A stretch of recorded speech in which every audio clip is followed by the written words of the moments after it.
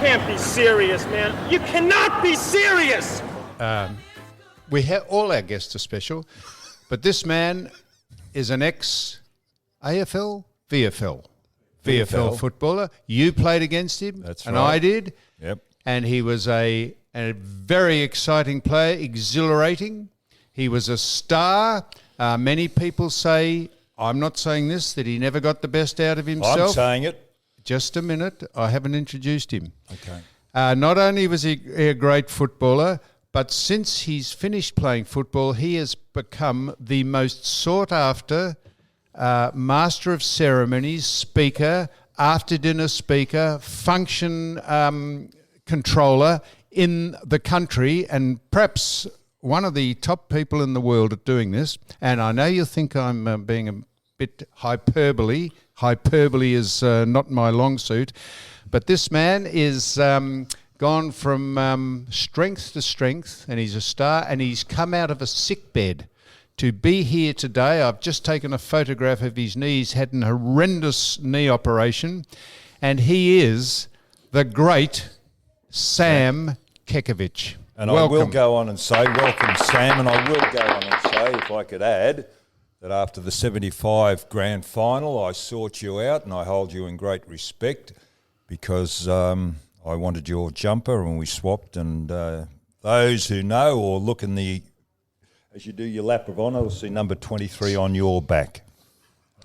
Correct. Thanks for the flattering introduction, Sam. I thought it was a little bit flattering, but anyhow, all that aside, Don, yes. What didn't you agree with that I said? Oh, look, I thought you could have, the truncated version was okay. I thought you could have elaborated a bit, but anyhow, it's irrelevant. Now, Don, I do recall vividly. No, listen. Don't go down. Shut up, Don. We've got a guest. Let him speak. Oh, thank you. It's just the same podcast. Not a bad team, this. Sheehan out, Kekovich in. God. You haven't lost anything with... I hope Mike's not listening. He won't be. I recall vividly, Don, you saw me out, I got your jumper and you got mine. Now, I know what you're going to say in due respect. Now, I'm not quite sure, but in the early 70s, as you know, the society was a vastly different one to today. Now, we've all had nomadic tendencies in our time at that stage. You are going to make the allegation that you were strolling or perambulating up and down Toorak Road, as you normally do, in your smart attire at the time, your garb, and you did happen to notice a member of the other... A woman? It was a woman, Sam, yes. Yep. Wearing the famous 23 of Hawthorn. Now, I can assure you it would have been a replica. It wouldn't have been mine, the one that I traded with you. Oh, that's good. That's good. You're adamant at the time that I, for some unknown reason, would have given her the 20. No way in the world. That's good. Yeah, because that has haunted me for years. I know. Well, I want to clarify that point. There's no way that sort of memorabilia I would have, look, even if she was compelled So to go in. you've still got that jumper in your wardrobe it's hanging somewhere. up? It is hanging that's up. terrific. Sam, who did you give it to? What was the name of the... No, please. What was the name of the last... Sam, look... You've given it to someone. Just I've got to be implicitly candid with you. It fitted her beautifully, like a glove. But I'll tell you what, she was furious at the time. What? She said, I've never won a double-digit number in my life, 23. How demeaning is that, 23? Normally you don't get anything off the top rung because we're used to getting the pandas. Remember off the top, how'd I go? You get a panda and a kangaroo? Jeez, that was demeaning. But anyhow. So people already will have worked out by listening to this, if they didn't know already, that you have studied the lexicon, the Australian or the world lexicon. You are a wordsmith, and people think you're contrived and you just are a parrot-like. But I know different. You have studied this and you have used it to your advantage and to your very great financial benefit.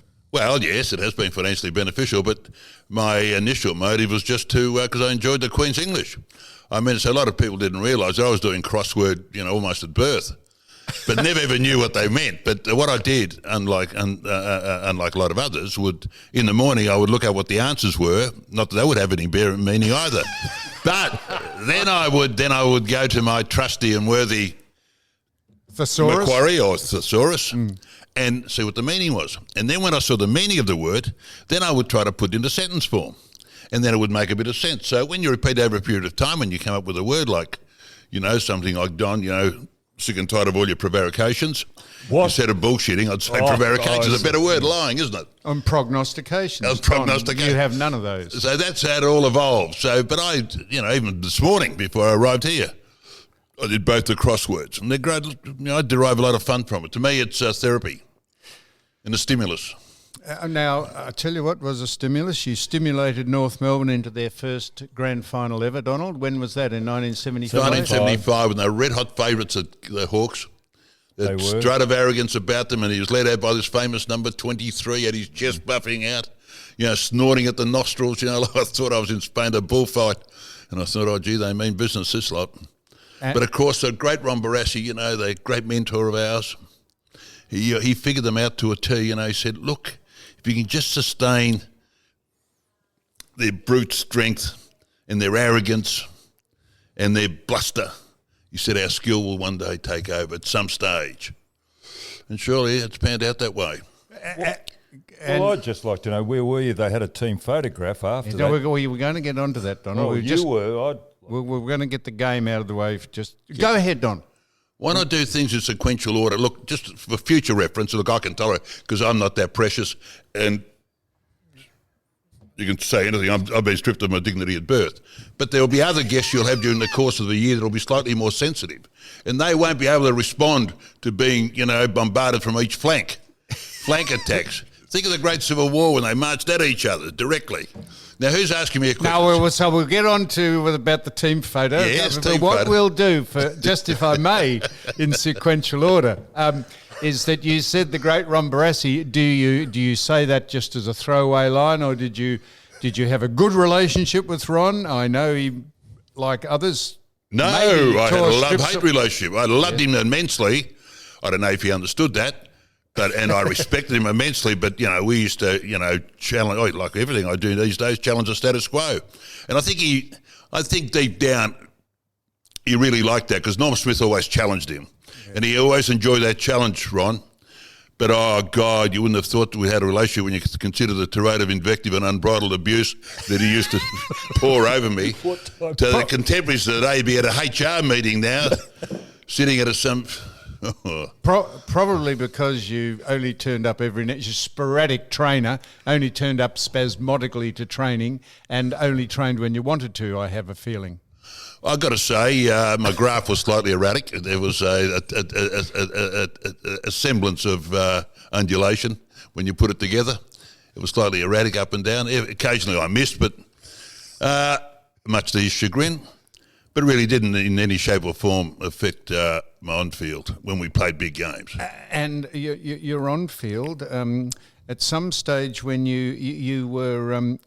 they thought you were unfit, you probably didn't give it your best shot, and at one stage, just tell us, I think this is apocryphal, I don't think this is apocryphal, I think this is true, that you threw your boots into the Yarra one day after a very strict training regime had been delivered to you, and you thought, nah, I'm not copping this. Well... Is that vaguely true? It's not vaguely true, it's totally true. You can't shy away from... Why don't you paint the scenario for us? I won't paint it, I'll tell you directly what it was. I can't take the fifth, I know that, and it's not my nature to take the fifth, but Brian Dixon was appointed coach. After Ron? Before. After Keith McKenzie. And then, it was pretty exciting stuff. Brian Dixon, he was a well-credentialed player. I meant to say 250-odd games with Melbourne, member of Parliament. He had quite a profile, somewhat attractive, appealing. So we turned up and then Ron Clark as a runner too, didn't you? Now, Don, it's a good idea if we get the guest and let him tell the story because... So we appointed his staff and, we got to know, and then all of a sudden, shock horror, I look around, and there's our, in those days we called him our PT instructor, or high performance guy, whatever they call him these days, Ron Clark. Yep. Ron Clark held 850 world records at the time. Triple bronze medalist. Well, we did, yeah. Well, he couldn't quite get to the line in the big one, but... he's good against the clock, though. Brilliant against the clock. Anyhow, our first training session, he said, bring your boots and your runners. This is interesting. I've never had this before. You know, a dichotomy, Don, a game of two halves. So we go for a run. He said, we're going for a run this time. This is the first one. We run to Elstonwick Park. We've got to run to Elstonwick Park from Arden Street. Really? Like I've never driven my car that far. I've never driven my car that far, Donald. To Elstonwick. And then we're going to put our boots on, and then we're going to go through some sharp, you know, and then we're going to run back. Well, what? And that day, you wouldn't believe it. The clouds opened up. It was a downpour of biblical proportions. And Teddy Whitten, my great friend, he joined North Melbourne at the time. He came across to North Melbourne with the view of playing with me. But Brian Dixon didn't like that idea. He didn't want Ted. He thought Ted was a bad influence on me. But anyhow, he trained with us. And I used to get a pair of Adidas boots, and I was under contract with Adidas every week. If I had a wardrobe of Adidas gear. In fact, I could have opened my own retail store. But anyhow, I carried my boots, and I carried them. I tied them in a knot and hung them over my neck. So I was running, and it was pouring, it was raining. I was cutting into my neck. Well, lo and behold, and the trams were all stopping over the Spencer Street Bridge. Because the water levels were up to almost deluge. It was a deluge, Sam. Yeah, a lot of water. And anyhow, I got halfway across the bridge. I said, "Oh shit, this is cutting." So I grabbed the bridge, new bridge, hurled him into the river. Shock horror! Who's behind me? Dicko and Ron Clark. So that was the beginning of what was going to be a fairly torrid affair from there on in. So the following week, I think the week after that, we had a marathon run from North Melbourne to Chadstone and back. That was a part of it. One Sunday morning. Well, you can imagine the dilemma I'm confronted with there. I was just cogitating or pondering how long it would take under normal because I hadn't driven that far either. The cars was about an hour's drive. So then I'm trying to work out. I said, I'll get to Swan Street, start off. And then I took a $10 note, took a note. And then I try to figure out, now my dilemma really started. When can, in fact, I get back? I know the gasometer, the late Mick Nolan, he's going to take him a while to get back. In fact, it might be an overnighter. Barry Goodingham, and I'm thinking of all the other slow coaches. And I thought, so I got to Arden Street, there was no movement. No movement, it was almost like a ghost town. And then after a couple of hours, it was 3 hours or whatever it was, came the Keith Greggs of the world and, the real fit Mar champions. Someone didn't even recognise, didn't even know them. They just got to the club.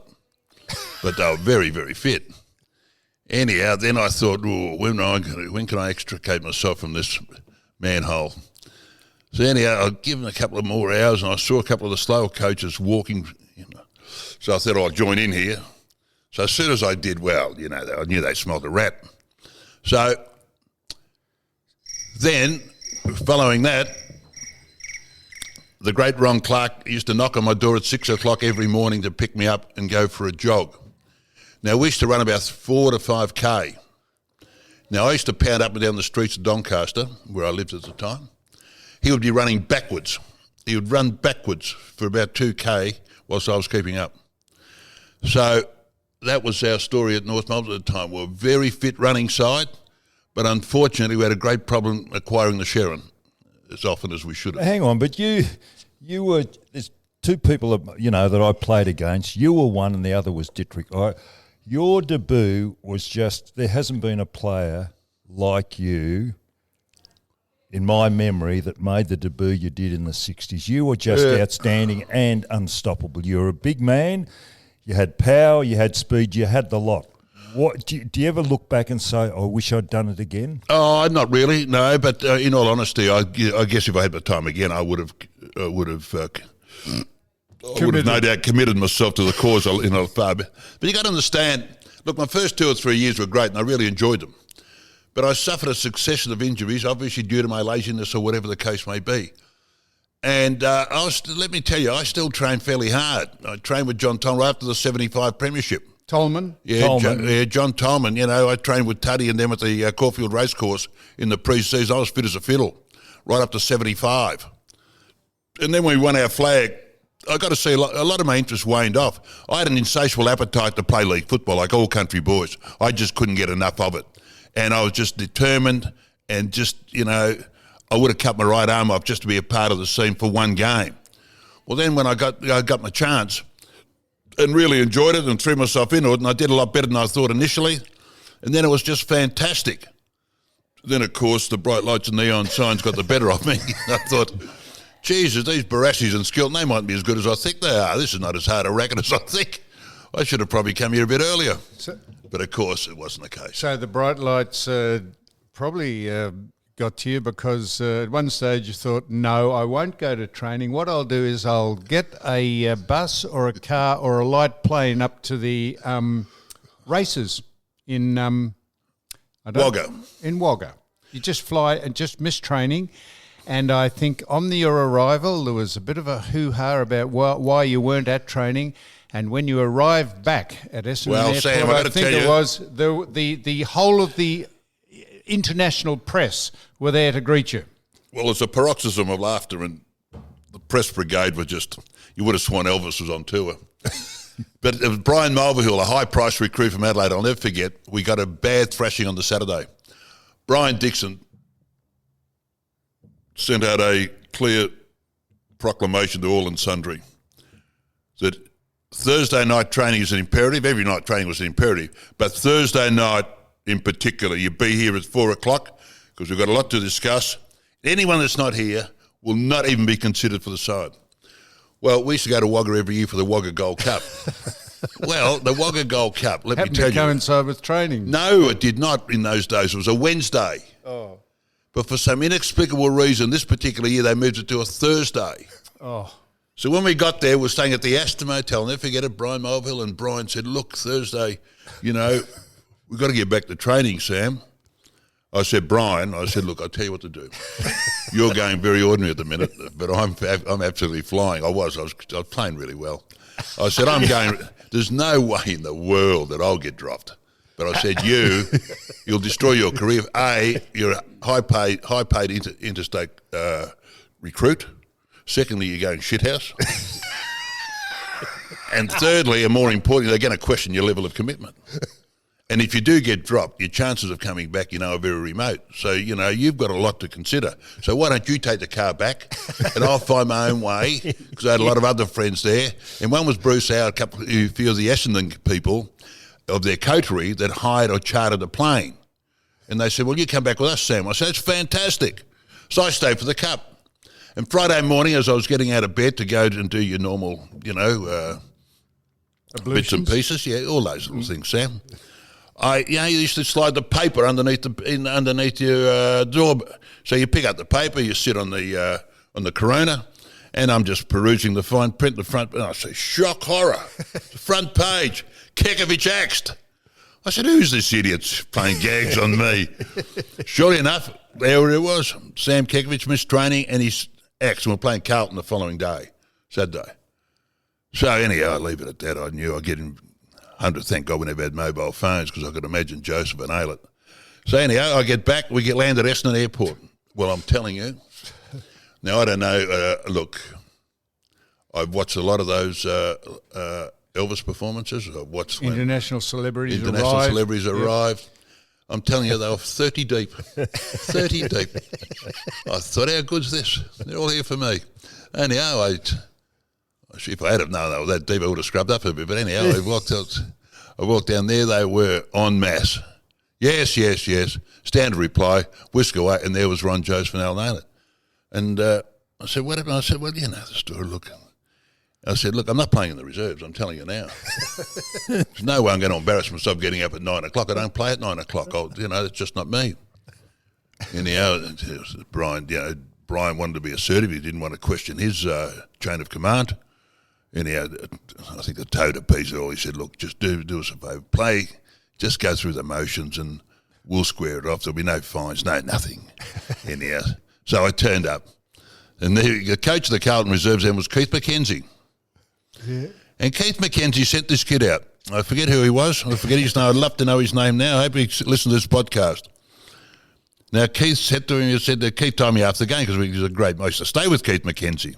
Great man. He said, now listen, son, you're playing on Sam Kekovich today. You're going to learn a lot. Follow him around. He'll take you to the pill, and you're going to learn a heck of a lot about footy. But what you don't want to do, let me tell you now, don't aggravate him.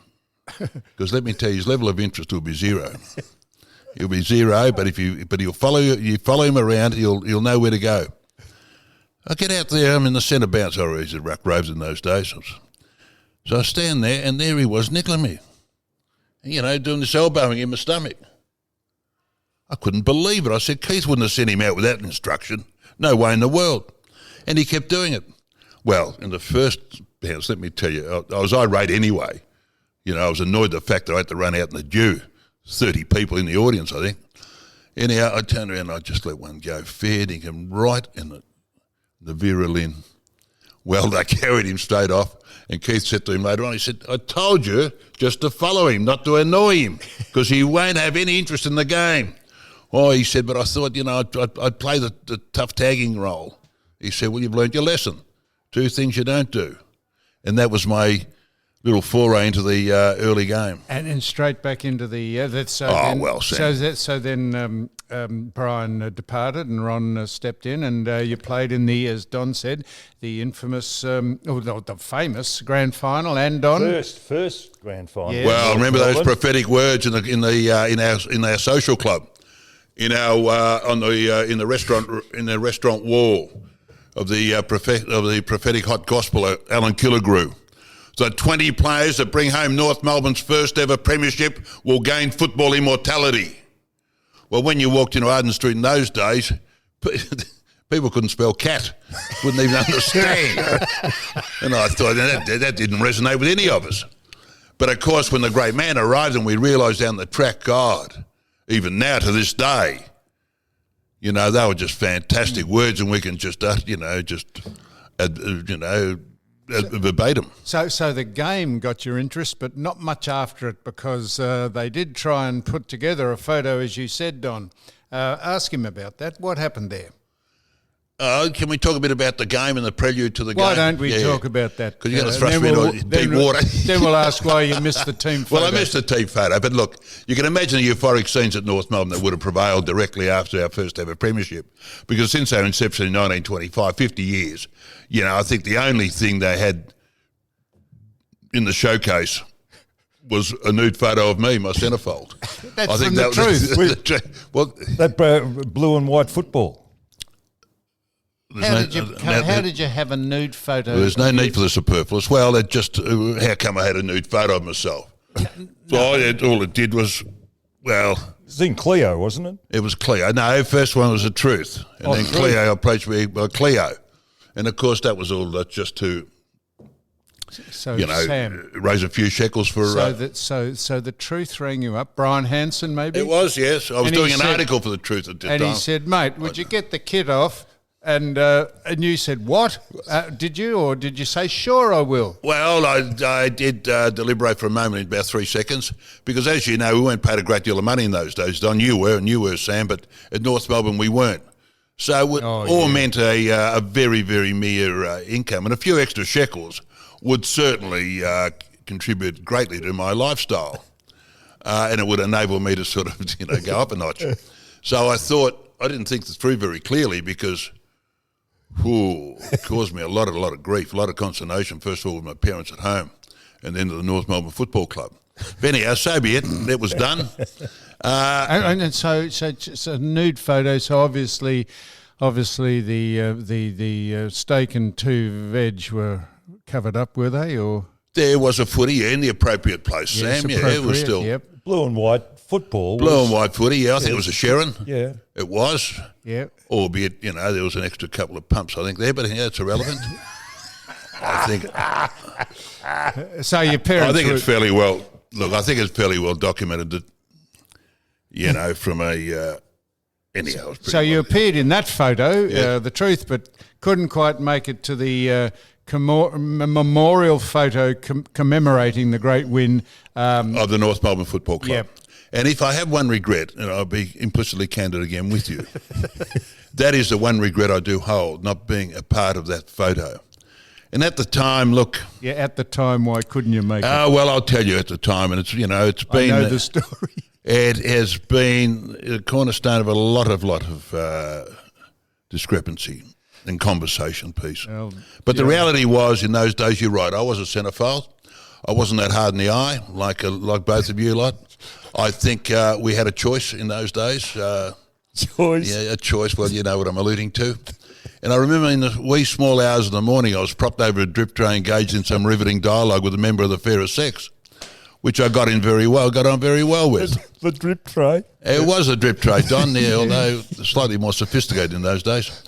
And I was going along so well that I thought I'd transcend the level of conversation to a higher level. So I did to the third floor to room 303 of the Southern Cross.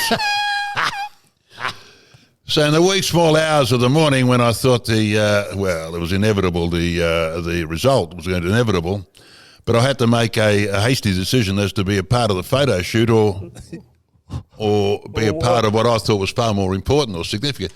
Plus, I'd thought no one in their right frame of mind would take a photo of North Melbourne without the great Sam Kekovich in it, given my monumental contribution. But he was so adamant, Barras, he said, no, you'll be hanging out there. And even to this day, with all the sophisticated weaponry at our disposal, he still said, no, you're going to be an insert. So that is a regret that I do have. But it was a fun night and something I can't share with anyone. But the premiership victory and to see the euphoric scenes of the inner west of Kensington and North Melbourne, and when we went back to North Melbourne to see, I'm sure we put 10 years onto people's lives. It was unbelievable. It was Hollywood all over again. And indirectly, you've made famous the person that you were with, because she can now say, I was the person that was responsible for the great Sam Kekovich missing the team photo. She can. And does let me tell you, if you knew in question who she was, she would automatically attract an audience as well, in her own right. She wouldn't need me to be as an appendage. And we don't need... We don't need to know names and that. No. We can't? No, I don't think it'd be fair. Significant actress. But anyhow, look...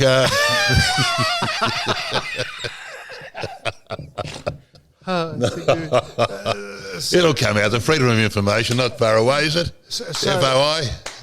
Well, if we went to the annals, could we look her up? I don't mean look her up. Could we find out who it was? In due course, I think there's a chance. Yeah. We might weasel that out of you by the end of this. A couple of subtle cryptics I get down to me. What about now Don here? You've played against Don. You had a secret about playing against him, I believe. Was there a tactic that you employed against the great Scott? Well... Or you were going to, Don, I think before we went on air, Don said, don't mention that thing that he didn't want you to mention. I'm now asking you to mention it because I don't know what you're talking about. Well, I had a couple of things. I'm not so sure which one he's alluding to. Give me a cryptic, Donald. No. What is it, Sam? Give me a... No, I don't know. He said, don't bring that up. And you said... And I said, why not bring it up? I think you've kind of covered it, and thank you very much for what you did earlier. I think you covered what I was worried about. The jumper? Yes. Yes, I knew about the jumper, but it wasn't the original. Have you still got his, Don? No, I haven't. Where's that gone? I don't. I was going to give it back to you, and I went to my cupboard, and I couldn't find it. I heard you were going to give it back to me.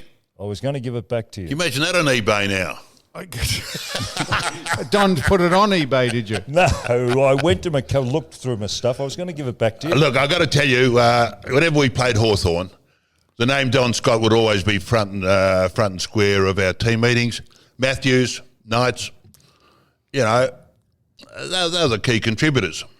And Scotty, whilst he wasn't he wasn't flawless in his ability, but his inspiration and leadership and his just resilience and, just persistence, resolve, all those wonderful intangibles we talk about when you haven't got skill. But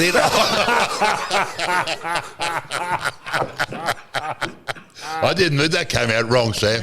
Yeah. When you make that a faux pas. I know, I'm with you. Yeah. So he was. So you actually didn't play on him, but a couple of times I have. Yeah. A couple of times I did. I rucked against him a couple of times. I tried to whack him once. He did. I think he handed him back. I think we're pretty square in those receipts. But he wasn't very choosy who handed him out to, because he was a bit clumsy and, always, as I said, snorting at the. What about a serious question? They talk about brothers in football, but the Kekovich name really never gets mentioned. Brian played in the premiership at Carlton, centre half forward. You at Full North forward. Melbourne.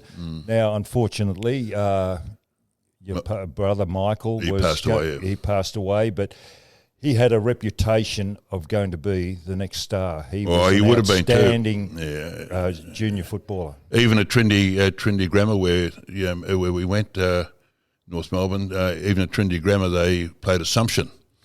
He dominated that particular final, and also played a game in the seniors at North Melbourne, night match. And Michael played a game at North. and Ron Joseph will tell you the story. They regard him extremely highly, and he was a different kettle of fish to myself and to Brian. Well, more similar to Brian. Stoic, reserved, hard-edged, but very compassionate. He was just a wonderful, wonderful kid. And Ron said, he'd be a natural leader, Michael. But we turn the tissues every day and we see tragedies and atrocities and move on. But until that happens to yourself and your own, you don't really understand it. But he would have been a great player, there's no doubt. And Brian, of course, played in the 68 premiership, as you rightfully alluded to.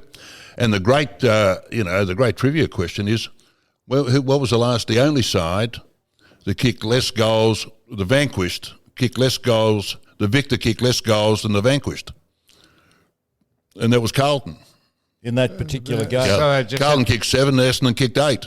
And they just kicked, obviously, more points. More points. More They won behind. by 3 points. Exactly. That was extraordinary. It is extraordinary. And both Carlton and North Melbourne were coached by the same coach, Ron Barassi. Ron Barassi coached us both. Would you know off the top of your head, is that the only time that's ever happened? I think it is the only time.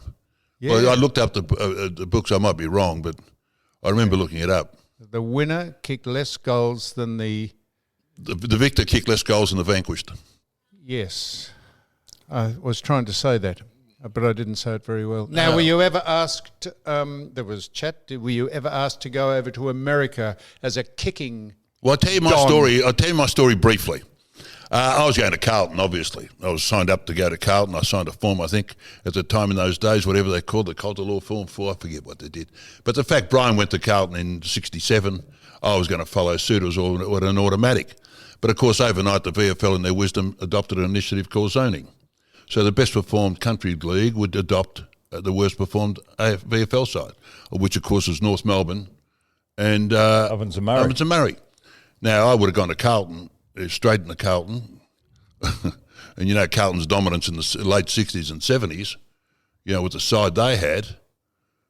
But I went to North Melbourne, which was a blessing in disguise, because it taught me a heck of a lot about the depths of despair and the pinnacles of success. And I went through each and every phase. Whereas I would have gone to Carlton, would have played in about 3 or 4 premierships, and won about 2 Brownlows, and only knowing what it's like at the top end of the food chain, Don. But as you know, it's terribly important to be able to associate yourself at the bottom end as well. So we went through all those challenging moments, and then to finally realise the optimum and win a premiership, is so much more significant, I would imagine, than just to be a member of a first of is so, so very special. Because the 20 players that did play that day, even if we don't see each other, we're connected in a very, very special manner. Money just can't buy that connection. It's a very, very special bond that we developed. So I'm eternally grateful for that, and I've had a fantastic career, regardless of the fact that a lot of people I may not have reached their expectation for whatever reason. But in my own mind, I'm quite content to have achieved what I did. And we move on. So then, during the course of my career, I was a fairly good kick, and they sent a team over from New York to see if I could become a kicker in those days. And I think the only guy from Australia that went to America was Colin Ridgway. Mm-hmm. But he was High he jumper? a kicker? He was a kicker. Was he? He was a high jumper. He was a high jumper, but he's a kicker. But I think he also morphed into another role there as well. I'm not sure. Cowboys? The Dallas Cowboys, you're correct. Anyhow, the big thing about their kicking is the hang time. And they sent out a film and a team, and I consistently got hang time about 4.2, which is fantastic, because their running line would catch up with the drop of the ball.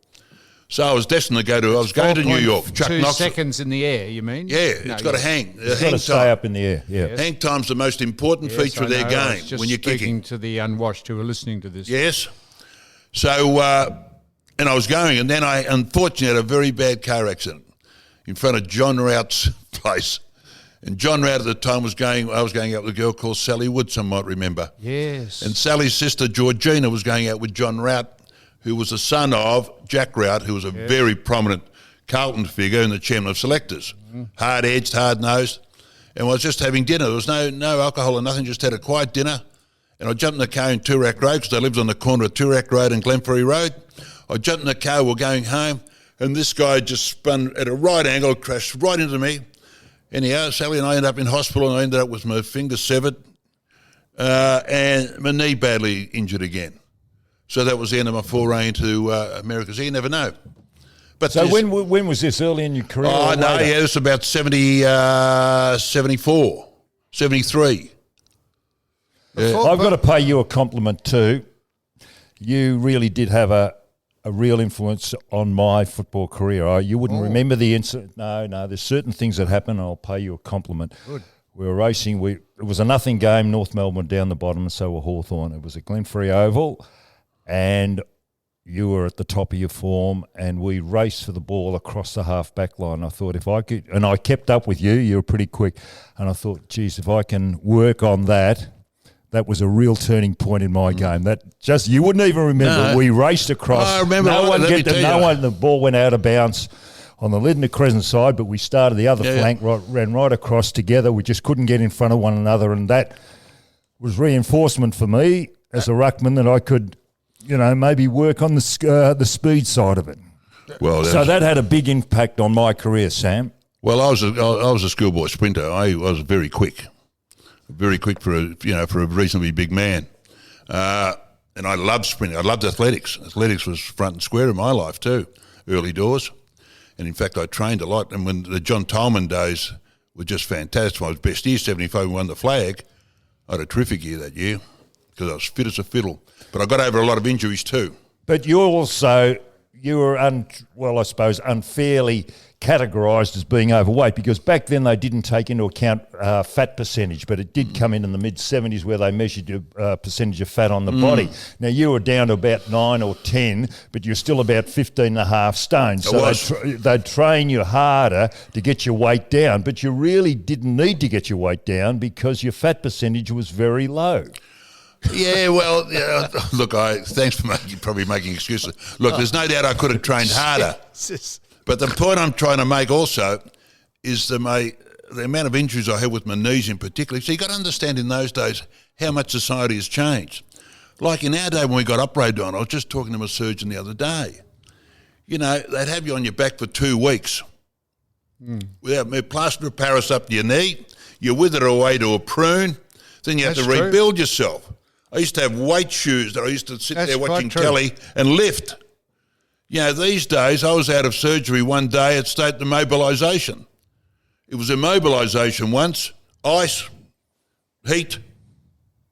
That bloody plaster of Paris. Plaster of Paris, right up the knee up here.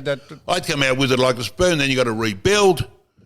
Unbelievable, it's a different world. Anyhow. So a trip up to the Wagga races, well, it's a bit like therapy, Sands. It's a furlough just to get back on track. Furlough. Well, I had a stint in the military with the CMF too later on at Puckapunyal.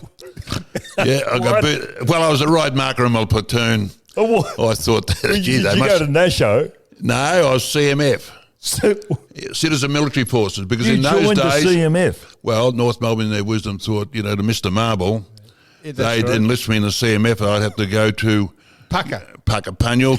No, you go on a bivouac twice. Last 2 days were bivouac. But leading up to that, you have to march every Wednesday. I was with 6 RVR, Royal Victoria Regiment. We trained at Gibb Street. We used to march at Gibb Street, spit polish our boots, and we got the Puckapunyal 2 weeks a year. And we had the Owen gun. We had to strip it, blindfolded, put it back together. went to Pucka. We had military trade. We had grenade throwing, fired the Owen, and the Owen used to pull like anything. Well, I was there reluctantly, but I was with my platoon of 20 men. And when they made me charge a platoon, I thought, hello, they've seen something in me for me. They've seen leadership qualities here. And the only reason I was a platoon leader because I was the biggest, and you had to taper off me like this. So all the other 19 in my platoon, apart from another guy called Michael Redenbach, who was a North Melbourne man, he was there with me as well. So the other 18 were just desperately, so are we at war yet? Are we at war yet? I want to go to war. You know, we just couldn't wait for the fortnight to get over. And they were throwing grenades, and they couldn't throw a grenade. The Owen, as it was then, they had the fuselage off the edge. It would turn and spin them around. They nearly shot all of us. You know, they couldn't do anything. It was like sad sack. It was their military. Then they had, this is the piece de resistance. Then the end of 10 days or 12 days, I think you're nearly ready for military armed combat. So they have a bivouac, 2 days out in the field. You have a blue army and a red army. I'm in charge of my blue army of a platoon, and they sent us off 2 hours ahead at about dusk. So we get up at a little mesa, which is a little plateau, Don. Yes, little flat tabletop hill. It is a flat top tabletop. It's called a butt or a mesa. Butt or a mesa, there you go. It is. Right. So we get up there and we've got to camp the night. So we pitch up our tents. I'm with Mike Redenbach. Well, you should have seen the warmongers. They had their tents done up. Honestly, it was a work of art. They had them camouflaged with leaves and trees. Ours, we couldn't get off the ground 3 inches. I said, don't put the tent up. We'll just cover ourselves with a tarpaulin. It's only one night. And then I had to assemble a number of guards, sentry duties around the perimeter. So if we got anyone, stalking or you hear a noise, unless they gave you the password, Father Christmas or whatever it was, I can't remember now, you'd open fire and protect the base. Well, this particular night, I've got to tell you, now Puckapunyal can get cold. This was freezing cold. Anyhow, I did the first 2 hours, trembling I was. Then I went back to the tarpaulin where Mix was covered up with sand and I kicked him. I said, come on, mate, it's your 2 hours. It's my 2 hours. So anyhow, I don't know what happened, but I covered myself up. I must have nodded off. Well, all of a sudden, all hell broke loose. You know, these people's carriers came through. I had a guy with his boot in my jaw with a gun to my head. He said, you're my prisoner. I said, mate, just pull that away. Of course I'm your prisoner. I'm happy to get up. But no, he said, no, don't move. And all of a sudden, searchlights come beaming through, and they got Mick Redenbach by the scruff of the neck. He said, see what you've done? You're responsible for the total annihilation of the entire platoon, or half a regiment, whatever it was. You personally. And I thought, crikey, what's he done? Well, what he did, it got that cold that he lit a little fire to warm himself up. Well, it gave our position away in military. I don't think he understood what he did. Well, that was just unbelievable. Did they go on with it? Well, and this guy's got a gun to me. I said, mate, you don't get that. I'll have a fair up your clacker in a minute. So he wanted to take me to interrogation. Now, so getting on to. So you've put the just tell us you've put the Australian lamb market on the world map, and we'll get onto the world map in a minute. I know you've been on the map of Tassie a couple of times. Oh, Cradle Mountain.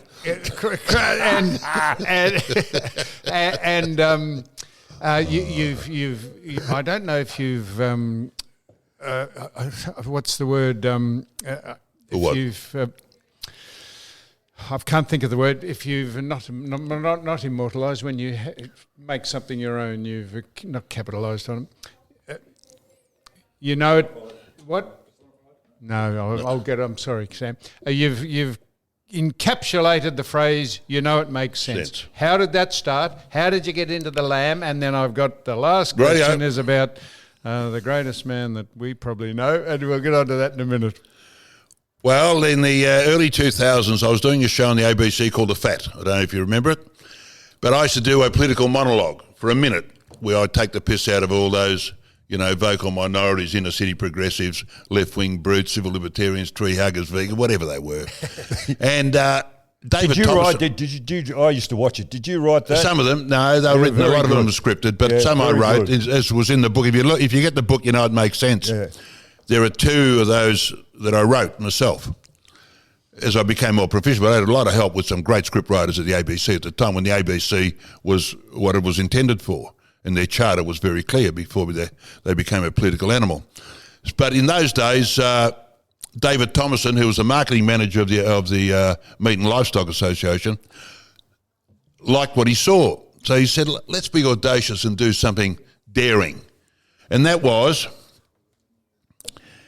to get me to do down the barrel of all things un-Australian. So I did a number of scripts, and people often ask me, why Sam Kekovich? Well, as you would rightfully attest to, erudition and good looks were a prerequisite. But on above that, they're looking for a bit of grey matter and a bit of delivery. So all of a sudden I had a crack at, those vegans, those soap-avoiding, dole-bludging, pot-smoking vegetarians, and how un-Australian it was, and I went through this, lengthy tirade, which all of a sudden it really gravitated. Gleaned a lot of traction from the rank and file, the punter. So it just soared through the roof. I got a million complaints from the vegans, as you would know, who are those, flaccid... Tree huggers. Oh, tree huggers. Pathetic. Flaccid. Anyhow, they're flaccid, they are, Sam. They're flaccid. Flaccid, Donald. Flaccid. They're just Limp. irrelevant. Anyhow, the ads went through the roof. It went through the roof. And, of course, the rest is history. And, Patent was the word I was trying to think patent, of. yeah, Patented yeah, the yeah. phrase, it makes sense. Yeah, it was indeed. And You went overseas and did it? Well, in 2010, you wouldn't believe, after 5 years of doing it, which I still do, it's 2016 now, 2020 in fact. It is. You're thinking of when the great Donald Trump was elected the president. 2005 till 2010, I was doing the same thing, down the barrel, having a crack at all the aforementioned. Then in 2010, we decided, well, I've done as much as I can to eradicate all things un-Australian within the confines of our great nation. We needed to turn this into a global event. But to do it on a global event, I needed the assistance of a global figure, a global salesman. So in 2010, we went around the world. I went to New York, Greece, and filmed all over there. And we employed the services of another great man called Donald Trump. And Donald Trump, at the time, was doing The Apprentice. And I filmed a 2010 commercial with Donald Trump at Trump Tower and at I was at the United Nations building and, of course, throughout New York. So Donald Trump and I became very good mates as I showed Sam some of the things that I've got from the great man. And you've been at one stage had his you had his private cell number, phone number, and you were a bit I've still got it. Very close friends, and he told you he took you into the inner sanctum of not the White House, was it? You haven't been there since he's the president. No, have you? I have not. So he took you into the inner sanctum of his Trump Tower, His I think. Trump Tower office. And you said only 2 Australians have been in here. Well, I got to tell Now you. you've got to tell us I'll that. tell you that. Because Donald Trump, look, whatever you think of Donald Trump, let me tell you, I think he's been fantastic. I keep telling people who care to listen, he's not a politician, but he's a pragmatist. He's like a breath of fresh. He's like a lightning rod to 300 million Americans who have never seen their pay packet improve 1 cent. He cares for he loves America. He cares for the rank and file, and he was the one that took his time to go to the Midwest, go to the Detroit, go to the steel belt, go to the car industries, and let me tell you, these cocktail swilling, pathetic, little clandestine group that wouldn't have ventured outside of Washington, as he said, he's draining the swamp and bringing it back to Washington days. But anyhow, it's not a political sermon. I'll turn that aside. So when we finished filming the ad, he said, when we started, it was a 2 o'clock meet. I'll never forget it. It was 2:15, and my production crew was 3. Were a bit concerned, and I said, look, you just do your job, let me handle this. So he finally came down, and he said, hi, Donald. And I said, hi, Sam. He said, And I said to him, I said, how do you think I should address you? He said, I'll leave that entirely up to you. He said, but bearing in mind, he said, we know as much about you as you do about me. So I said, okay, I'll call you Donald. He said, I'll leave that to you. Well, I've got to tell you, we had the most engaging 2 hours. He was fantastic. He was generous. He was articulate. He was great company.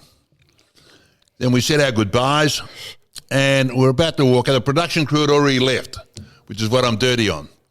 I wish they had stayed. But they'd left, and I was just doing a few niceties. And then I was about to depart, and his secretary of 35 years came down and got me. Because we filmed on the 61st floor, which is the boardroom. The 62nd floor, from memory, I think that's about the floor, is his offices. So she said, oh, look, Mr. Trump would like to see you in his private office. So when we got in the lift, she said, I don't know what you've done, but Mr. Trump really enjoyed your company. You know, he said he doesn't invite people to his office. So when we got up there, I walked into his office. Well, it was the size of Tasmania, honestly. You could see Alaska from it. I sat there and he said, you know what? He said, I really enjoyed that. I really thoroughly enjoyed your company. Because there was a time at the end I said, as Sam said, I painted, you know, it makes sense, I'm Sam Kekovich. But I said to him, Don, would you do me a favour? He said, certainly. I said at the end, you've also got a catch try. You're fired. I said, would you mind doing that down the barrel? He said, certainly. So he said, I'm Donald Trump and you're fired. But in your case, he said, you're hired. That's what he said. So when I got up there, I'm in his office, he said, you know, I really enjoyed that. He said, I got to tell you. He said, take this book. I signed the book. He said, take my phone numbers. He said, I got a car there for you. You can stay with me whenever you want. He said, I really did enjoy it. I've got to tell you, the only second Australian ever been in my office. Well, I got to tell you, I've never ever heard, apart from, probably the dressing rooms occasionally in the early 60s, a tirade of invective that came out of his mouth, the expletives, describing this one incident with this person that he was flying all over America, chain smoking, had to go to extreme lengths to get him some company, if you know what I'm alluding to. And I was desperate to find out who it was. I probably wouldn't allow me. Anyhow, kept going on. And he finally said, yeah, he said, he drove me mad. He said, that Kerry Packer. I nearly fell off a chair. God, strike a light. I said, am I privy to some information here? So anyhow, we departed the best of company. I caught up later on. He said, where are you going tonight? I said, oh, look, I'm trying to get into a restaurant called Peter Luger's Steakhouse. Now, if you know anything, I want you to Google Peter Luger's Steakhouse in Brooklyn. It's just a fantastic. Yeah, Google it, Peter Luger, Luger. They got their own credit card. You can't get in. It's old world. You know, when you drive up there, I said, I can't get in. He said, you be there at 7 o'clock. I got a car here, pick you up. And just mentioned you got a booking and the name's Trump. So when you get there, I got there, there's limousines parked up. You could see the Gambino family walk out, the families of New York. And it's all dressed in their dark garb. They walk to the door's marginally opened, and they're let in. Peter Luger, Luger, Brooklyn Steakhouse. And there it was, and I got to the door, and they looked at me with total disdain and dismissiveness. Thought I had the wrong place. I said, I have a reservation. Yes, so the name, I said, Trump. Oh, yes, says it, come forth. And I said, when you come in, you sit at a long bar. It's like the Mildura Working Man's Club. A long bar, you sit there till you get ushered to your table. And I see that all the staff are in their 70s, 80s. They've been there since day one. And everyone that gets ushered to the table, there's a typical American sling. They're handing him a note. And I looked at my notes. I had the 1s and the 5s. I said, oh, I'm not going to pop myself here, so I better pull out a 50 or 100. So I pulled out a $100 note. So when they said that, yes, so I slid him a $100 note. They know exactly what it is, even though all their notes are the same. But as soon as he wiggled it a bit, he was slightly more animated in his visage. So he took me to the table, and there they all were. Every table had their own unique feel about it. You know, as I said, the Gambino family, like a John Gotti table. It was one of those old worlds. You feel it, tingle down your spine. But a fantastic steakhouse. It's a great experience. And finally, Sam, well, not finally, you did a lamb commercial. Did you do it in Italy? And they brought out the Lamborghini. I told you I drove that Lamborghini. I got into the Lamborghini. They bought a Lamborghini. Now. Well, yes, we tried that experiment, Sam. Yes, they brought out a Lamborghini. And then I was going to Pakistan to ask me, is Islamabad? Of course it's not as bad as Islamabad. Fantastic. Now, look, Don, anything else? No. I think I've paid compliment to him, and I. So you did, because you thought, I'll follow this man running, and that improved your fitness, did it, Don? I didn't quite get the significance just of the that. speed. He had speed, and you thought, I'll get speed. There's never been. I think Dietrich and Kekovich really did make an impression. I haven't seen two players make an impression since. On you? In football. Oh, yeah. It was a pity, Sam. One thing I about think you Don, had a lot more going for you. Pity it just Don was wasn't something realised. that the current game needs badly these days, and that's durability. But that's all a case of, we've overdosed on tolerance and political correctness. And of course, everyone gets a game now, and that's why we're the pathetic nation that we are. And we don't single out losers. No, we can't single out losers. No way. Everyone gets enough time to get the right answer. Exactly right, Sam. And now, Don, I wonder if Sam's kept up with your career at all. He might be interested in the fact that equestrian has lost its funding, and now if you are an equestrian rider, which I've got a feeling Sam will never be an equestrian rider, you would no point doing it because you can't go to the Olympics because they've withdrawn the funding. Yes. Would he know that? No, he wouldn't know anything. But listen, see, there you go. No, pardon my intrusion. So you might think I'm a one-trick pony, but I'm a great friend of Leon Weigard's. We follow the Olympic movement. I know where a lot of funding goes. There's Alan Jones, also another good friend of ours. And equestrian, I do know a lot about it. A lot of the horses, racehorses in particular. I know when you had the TAB at Sorrento. I used to go down. I go down to Sorrento occasionally. Got friends down there. Sally Wood was a friend of yours. She was. She raced horses. She raced horses lots of times. She wasn't in the room 302 at the Southern Cross. Was 303. She might have been in 302, but not 303. See, that one digit again gets you stumped all the time. A little bit of information is dangerous, isn't it? What you can do. So, Sam Kekovich, thank you very much for joining us. You have had a great football career, but you've gone to bigger heights since you've left, I've got a feeling, if that's possible. Look, life is great. I've got to tell people, life is not determined by the amount of breath you take, but by the amount of time our breath is taken from us. And as they say, there's no portholes in coffins. So I'm urging everyone to enjoy the moment. Don't be downtrodden. There's always a bright light at the end of the rainbow. And it's always better to light the candle than curse the darkness. And next time you take a drink of water, remember those that dug the well. And remember, eat half, walk double, laugh triple, and love immeasurably. God bless. Au revoir.